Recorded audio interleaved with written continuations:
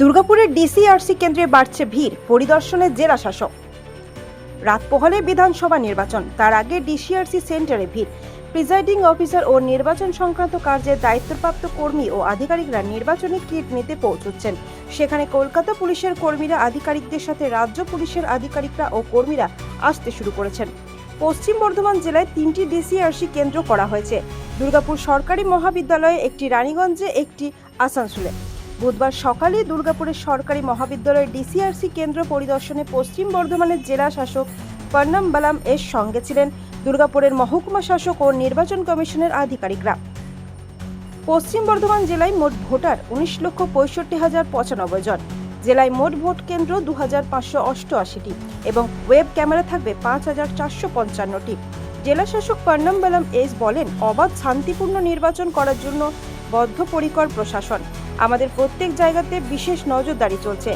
নির্বাচন কমিশনের নির্দেশিকা মেনে কাজ চলছে। বাইক চলাচলের ক্ষেত্রেও বিধিনিষেধ দেওয়া হয়েছে। ভোট কেন্দ্রে পুরুষ অফিসারদের সাথে মহিলা অফিসাররাও থাকবেন। প্রত্যেক বুথে কেন্দ্রীয় বাহিনী ও রাজ্য পুলিশের আধিকারিকরা থাকবে। দেখুন, আজকে P-1 ডে, যেটা ডিসি ডিস্ট্রিবিউশন সেন্টার আজকে আমাদের।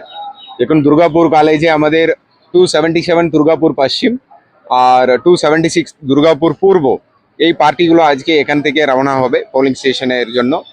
আর এর ছাড়াও আমাদের রানীগঞ্জ এসকেএস স্কুল আর রানীগঞ্জ এসকেএস পাবলিক স্কুল আর এবং আমাদের আসানসোল গভর্নমেন্ট পলিটেকনিক আর আসানসোল ইঞ্জিনিয়ারিং কলেজ, 4টে জায়গায় আমাদের জেলায় ডিস্ট্রিবিউশন সেন্টার হচ্ছে। পার্টিরা অলরেডি রিপোর্টিং করতে শুরু করেছে। আজকে ওনারা পোলিং স্টেশনে পৌঁছবেন। আর এটা প্রতিটা বুথে আপনারা জানেন এটা সিএপিএফ থাকছে। আর ওয়েবকাস্টিং বাইরে এবং ভিতরে থাকছে। কয়েকটা বুথে দুটো ওয়েবকাস্টিং ভিতরে থাকবে, এটা হচ্ছে। আর আমাদের ফিমেল পিপিরাও আছেন, ফিমেল অল উমেন পিপিরাও আছে, আমাদের দুর্গাপুরেও আছে, আসানসোলে আছে, সব জায়গায় আছে। আমাদের সেক্টর অফিসাররা আছেন, সেক্টর পুলিশ, কিউআরটি, সমস্ত অ্যারেঞ্জমেন্ট ইন প্লেস আছে। আমরা আশা করি এটা ভোট প্রসেস স্মুথলি হবে। আমি সবাইকে অনুরোধ করব, সবাই ভোট দিতে আসুন, সমস্ত ভোটারকে।